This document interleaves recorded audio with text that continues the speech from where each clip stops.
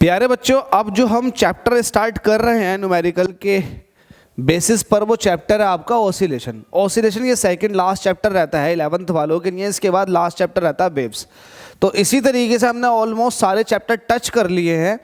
अब होगा ये, आप लोगों के जहन में ये आ रहा होगा कि यार सर आपने तो अभी किसी पर्टिकुलर चैप्टर के न्यूमेरिकल कंप्लीट ही नहीं कराए, आपने दूसरा चैप्टर स्टार्ट कर दिया। तो मैंने आपको इसका रीज़न बताया था कि अगर हम सारे चैप्टर एक बार टच कर लेते हैं, हमारे पास प्लेलिस्ट बन जाती है, तो फिर बाद में ये होगा कि इसके अंदर क्वेश्चंस अपडेट होने शुरू हो जाएंगे।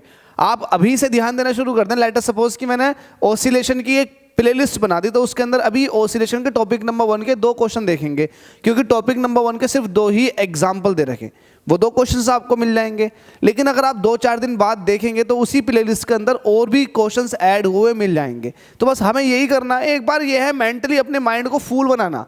फूल इस तरीके से बनाना है कि जब सारे चैप्टर्स के न्यूमेरिकल लग जाएंगे तो हमारा दिमाग ये समझ जाएगा कि यार सिलेबस कंप्लीट हो गया। तो एक मेंटली जो है ना, आपको शांति मिलनी शुरू हो जाएगी कि यार हमारा पूरा सिलेबस कंप्लीट हो चुका है, चलो अब धीरे धीरे इसको अब रिवाइज करना शुरू कर देते हैं। तो आपके दिमाग में ना इस तरह की चीज़ें क्लिक होनी शुरू हो जाएंगी। तो उसी के लिए मैं ये चाह रहा हूँ कि आप एक बार एटलीस्ट सारे चैप्टर्स के थोड़े थोड़े न्यूमेरिकल लगा लेंगे तो आपका दिल भर जाएगा।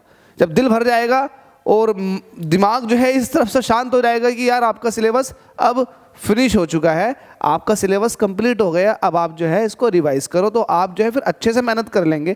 क्योंकि अगर ये माना जाए कि आपके एग्ज़ाम फैब में होंगे, या फैब की स्टार्टिंग में अगर आपके एग्ज़ाम होने लगे 11th वालों, तो आपके पास टाइम कितना, देखो दिसंबर चल रही है, आधी दिसंबर ऐसे मान लेते हैं आ गई, आधी दिसंबर बची हुई है, ऊपर से जनवरी बची हुई है, तो आपके पास लगभग 40-45 दिन का टाइम है। इसको आप बहुत अच्छे से भुना सकते हैं। लेकिन उसके लिए ये है ना कि आप अपने दिमाग को प्रिपेयर्ड करोगे कि भाई नहीं, इसको फुल बनाओगे कि नहीं यार अभी सिलेबस तो कंप्लीट हो चुका, रिवाइज करते हैं। तो उसके लिए ये किया जा रहा है कि मैं सारे चैप्टर्स की थोड़ा थोड़ा कर करके क्वेश्चंस बनाते जा रहा हूँ। टॉपिक नंबर 1 के सबके मैंने ऑलमोस्ट सारे चैप्टर्स के 2-4 चैप्टर छूटे हुए, ऑलमोस्ट सभी चैप्टर्स के मैंने बना दिए हैं। तो बस आप अपने दिमाग को यही समझाओ कि यार सिलेबस लगभग खत्म हो गया, अब चल तू रिलैक्स हो जा, इतना बर्डन मत ले और रिलैक्स होकर पढ़, तो आप एक अच्छा आउटपुट दे सकेंगे। तो चलिए ऑसिलेशन को स्टार्ट करते हैं। जो टॉपिक है वो ये है कि आपके पास जो हार्मोनिक फंक्शंस होता है, वो पीरियोडिक फंक्शन होता है, उसके ऊपर बेस्ड न्यूमेरिकल्स। तो एग्जाम्पल 1, एग्जाम्पल 2, सिर्फ 2 एग्जाम्पल दे रखे हैं। ऑसिलेशन के अंदर आप जाकर के एसएल अरोड़ा को उठा सकते हैं, उसमें देख सकते हैं। तो हार्मोनिक और पीरियोडिक फंक्शन के बारे में थोड़ा समझ लेते हैं। पीरियोडिक फंक्शन वो फंक्शंस होते हैं जो किसी एक फिक्स इंटरवल ऑफ टाइम के बाद रिपीट मारते हैं, तो उनको आप पीरियोडिक फंक्शन बोलते हो। अच्छा, पीरियोडिक फंक्शन के अंदर एक स्पेशल कैटेगरी आती है हार्मोनिक फंक्शन।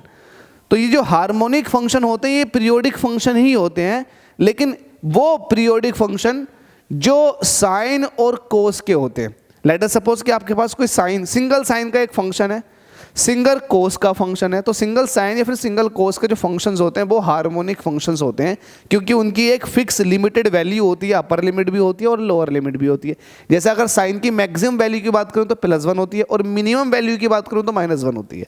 तो आपको तो पता चल गया ये कि ये जितने भी फंक्शंस होते हैं इस तरह से जो रिपीट मारते हैं, देखो आपके पास क्या है, लेट अस सपोज कि साइन थीटा का ग्राफ अगर बनाने लगे तो ये इस तरह से एक लूप कंप्लीट हो जाता है 360 डिग्री तक। इसके बाद वापस से 360 डिग्री, यहाँ तक फिर से 360 डिग्री। तो ये 360 डिग्री जो है ना, एक्चुअल में यही इसका अगर सही माने में देखा जाए तो 360 डिग्री जिसको आप बोलते हो 2π, तो ये 2π जो है यही इसका टाइम पीरियड है। किसका? साइन का। और कोस का भी 2π ही टाइम पीरियड है। इट मीन्स 2π के बाद ये रिपीट मारना शुरू कर देते हैं वापस से। इसका मतलब ये हुआ कि अगर आपके पास साइन थीटा है या साइन थीटा प्लस 2π है, तो दोनों सेम है लिखे हुए। क्यों सेम है? क्योंकि इसको आप ऐसा समझिएगा साइन 30 डिग्री, इसको आप ऐसा समझिएगा साइन 30 + 2π। तो मेरे भाई इन दोनों की वैल्यू 1/2 है। अब वो कैसे, वो आपको मैं ऐसे समझा देता हूं, आपको समझ में आ जाएगा पीरियोडिक फंक्शन कौन से हैं और हार्मोनिक फंक्शन कौन से हैं। पहली बात तो हार्मोनिक फंक्शन सीधे सी बात है, हार्मोनिक फंक्शन वो पीरियोडिक फंक्शन है जो सिंगल साइन या फिर सिंगल कोस के होंगे। अब मैं आपको बता रहा था कि आप ये चीज़ कैसे समझोगे कि साइन थीटा का जो पीरियोडिक है ना, आप ये कहें पीरियोडिसिटी या फिर आप ये कहें कि जो टाइम इंटरवल जो होता है रिपीटिशन का वो 2π होता है, वो कैसे पता लगेगा कि इसका टाइम पीरियड 2π है? तो मैं आपको बता देता हूँ। मैं आपको ये चीज़ बताता हूँ कि साइन 30 डिग्री साइन 30 प्लस 2 पाई दोनों की वैल्यू 1/2 होती है। देखो एक बात समझो, जब आप साइन का ग्राफ बनाना शुरू करते हो तो आपको पता है 90 डिग्री पे मैक्सिमम, 0 डिग्री से शुरू और 180 डिग्री पर आकर के फिर से 0, 270 पर आकर के माइनस का 1 पहुंच जाएगी वैल्यू इसकी, ये निगेटिव -1 और ये पॉजिटिव +1, 270 पर आकर ये हो जाएगा, वापस से 360 पर आकर के ये ओरिजिनल स्टेट में आ जाएगी, मतलब 0 जहाँ से शुरू हुई थी वहाँ पे ख़त्म भी हो गई। अब अगर मैं ये कहूँ कि चलो ठीक है ये उठना शुरू कर दिया तो ये यहाँ पहुँच गया, तो ये कितना हुआ, 360 में आप 90 और जोड़ दो तो बताओ 360 में 90 और 450 हो गया। तो इसका मतलब साइन 450 की वैल्यू, आप ऐसे देखें साइन 450 की वैल्यू वही है जो साइन 90 की वैल्यू है। बात समझे आप मेरी? ठीक है, अब मैं ये कह रहा हूं कि एक काम कर लो, साइन 90 को आपने ऐसे दिखा दिया, लेकिन साइन 450 को आप ऐसे दिखा दो कि 360 प्लस 90। बिल्कुल ठीक है, अभी तो साइन 450 लिखा हुआ, बिल्कुल सही है। तो आप ये देखो ये क्या है, साइन 360 को आप 2 पाई कह दो और ये 90 हो गया। तो देखो बात वही आ गई, साइन 90 इज इक्वल टू हो गया साइन 2 पाई प्लस 90। इसका मतलब अगर मैं यहाँ साइन थीटा कहता तो ये इक्वल होता साइन 2 पाई प्लस थीटा के। तो भाई मैं यही तो कहना चाह रहा हूँ, तो 2 पाई जो हो गया वो साइन थीटा का टाइम पीरियड हो गया, ये वो टाइम पीरियड है जिसके बाद ये वापस से रिपीट मारना शुरू कर देगा। तो ये वाली बात ध्यान है, अगर आपसे पूछे साइन थीटा का टाइम पीरियड कितना होता है तो 2 पाई होता है, इट मीन्स 2 पाई के बाद ये वैल्यू को रिपीट मारना शुरू कर देता। तो ये तो पीरियोडिक फंक्शन है। तो ये पीरियोडिक फंक्शन है जिनका टाइम पीरियड फिक्स होता है, ठीक है। तो पीरियोडिक फंक्शन वो होते हैं जो किसी पर्टिकुलर टाइम के बाद वापस से रिपीटेशन इज अलाउड, रिपीटेशन उसके अंदर होता है, ये वाली बात ध्यान रखना। अब हार्मोनिक फंक्शन कौन से होते हैं? हार्मोनिक फंक्शन वो पीरियोडिक फंक्शन होते हैं जो सिंगल साइन होना चाहिए और सिंगल कोस होना चाहिए। हालांकि ये हार्मोनिक फंक्शन के बारे में बताया, हालांकि पीरियोडिक फंक्शन के अंदर 2 साइन भी हो सकते हैं, 2 साइन और कोस भी हो सकते हैं, tan भी हो सकता है। मतलब उसके अंदर तो ये है कि किसी पर्टिकुलर टाइम के बाद रिपीट मारे, मतलब इस तरह का भी अगर कोई फंक्शन है तो भाई ये भी एक तरह का पीरियोडिक फंक्शन है, क्योंकि आपको दिखाई दे रहा है किसी एक पर्टिकुलर टाइम के बाद रिपीट मारा, इस तरह का फंक्शन भी पीरियोडिक फंक्शन है। लेकिन क्या ये हार्मोनिक फंक्शंस हैं? ये हार्मोनिक फंक्शन नहीं है, बस सिंगल साइन और सिंगल कोस का मतलब ये ग्राफ ही हार्मोनिक फंक्शन है, बस ऐसा मान के चलें, ठीक है भाई।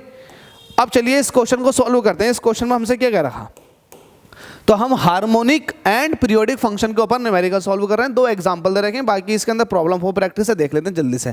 तो एग्जांपल नंबर 1 है, हमसे कह रहा on an average a human heart is found to beat 75 times in a minute. एक आदमी का दिल 75 बार धड़क रहा है 1 मिनट में। हमसे कह रहा है कैलकुलेट इट्स बीट फ्रीक्वेंसी, तो फ्रीक्वेंसी पूछ रहा है बच्चों वाला, आपने 8वें 9वें में पढ़ा होगा। फ्रीक्वेंसी जब भी निकालनी हो तो आपको पता फ्रीक्वेंसी का मतलब होता है वाइब्रेशंस पर सेकंड, वाइब्रेशंस पर सेकंड। 1 सेकंड में कितने वाइब्रेशंस हो रहे हैं वो फ्रीक्वेंसी है। नंबर ऑफ साइकिल पर सेकंड ये भी वाइब्रेशंस हो गए एक तरह के, पता ही है ना आपको। नंबर ऑफ रिवॉल्यूशन पर सेकंड ये भी फ्रीक्वेंसी है। तो आपको फ्रीक्वेंसी निकालनी है, यहाँ पर लिखेंगे सॉल्यूशन। तो आपको फ्रीक्वेंसी निकालनी है, तो फ्रीक्वेंसी कितनी क्या हो जाएगी, ये हो जाएगा नंबर ऑफ बीट्स और नीचे हो जाएगा टाइम इन सेकंड। आप टाइम को सेकंड में ले लो, तो नंबर ऑफ बीट्स कितनी हो रही हैं, 75 हो रही हैं। अब टाइम जो है सेकंड में चाहिए, 1 मिनट के अंदर कितने सेकंड होते हैं, 60 सेकंड। आपने 60 से डिवाइड कर दिया। क्लियर है ये वाली बात? बिल्कुल क्लियर है। इसको सॉल्व कर लो। 75/60 कितना हो गया, 75/60, 5 से काटो तो 15 पंचे 75, 15 चौके 60। तो मतलब आप ऐसा करें, ये 5 एकम 5, 5 पंजे 25, 5 से काटा ना, 5 एकम 5, 5 दूनी 10, 3 से काटे 3 चौक 12, 3 पंजे 15, तो 5/4। तो 5 को डिवाइड करना है 4 से, ऐसा देख लो। 4 1 जा 4, पॉइंट लगा दिया, 0 बढ़ा दिया, 4 2 जा 8, तो 1.25 आ जाएगा। वैल्यू कितनी आ जाएगी, 1.25। ये आपके पास फ्रीक्वेंसी आ गई। फ्रीक्वेंसी का यूनिट होता है हर्ट्ज या वाइब्रेशंस रिवॉल्यूशंस पर सेकंड, ऐसा कह सकते हो। रिवॉल्यूशंस पर सेकंड, साइकिल पर सेकंड लिख सकता हूँ मैं इसको।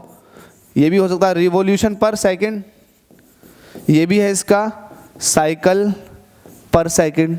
मतलब एक सेकंड में कितने वाइब्रेशंस कंप्लीट हो रहे हैं, वाइब्रेशंस पर सेकंड भी कह सकते हो, अल्टीमेटली ये हर्ट्स है 1.25। आपसे पूछा था वीट फ्रीक्वेंसी बता दो, आपने बता दी। एंड पीरियड भी पूछ रहा, तो जब भी आपको पीरियड निकालना हुआ करेगा तो आप कह दोगे फ्रीक्वेंसी का रेसिप्रोकल, फ्रीक्वेंसी का उल्टा कर दो वो पीरियड निकल कर आ जाएगा, तो करो उल्टा। अभी 1.25 किसे सॉल्व करने के बाद आया 5/4 को, तो इसका उल्टा कर दोगे तो 4/5 हो जाएगा।